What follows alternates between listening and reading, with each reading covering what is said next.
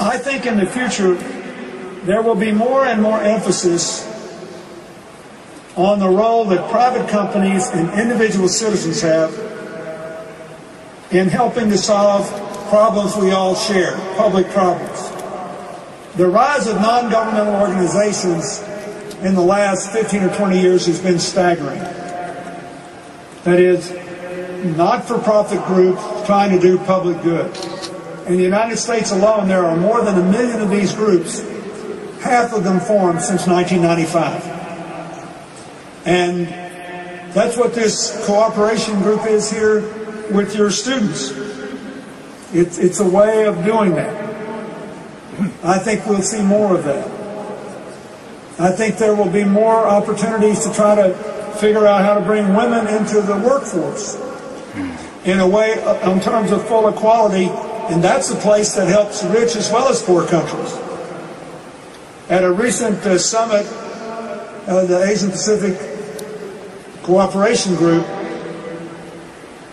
Secretary of State Clinton, who had her last day in office yesterday, referred to a report by Goldman Sachs in America, which said that reducing barriers to women in business in the U.S. to full equality would increase our GDP by 9%, 13% in the Eurozone, and 16% in Japan. So we need to think about how we can have public-private partnerships and non-governmental groups to do that. I am very grateful for Amway's commitment on this. A lot of you know that Amway Japan's corporate social responsibility agenda includes building community houses. And I'm going to let Mark talk about that. I know he's going to talk about that in a minute. But I want to say how much I appreciate what this company does for children in the United States and how much I appreciate what they have done in Haiti to support the efforts. There will always be a gap between what the private sector can produce and what the government can provide. Non-governmental actions,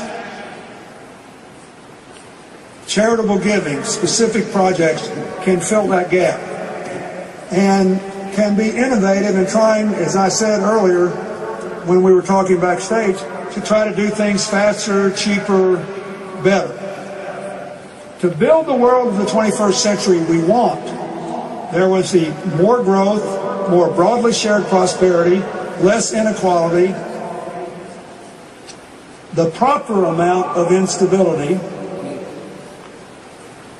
and a sustainable path for the use of energy, food, and other resources. I am always in awe of the ability of the Japanese people to solve a problem and do it together once they decide to do it. I spend an enormous amount of my time, and this is my last example, in the U.S. dealing with our #1 public health problem. Our children have gained too much weight, they eat too much sugar and bad foods, they don't exercise enough, and it's causing horrible problems with diabetes and other conditions. We seem to be driving that problem down now. My foundation negotiated agreements with the soft drink industry and with people providing food in our schools that it will improve the diets of 30 million children.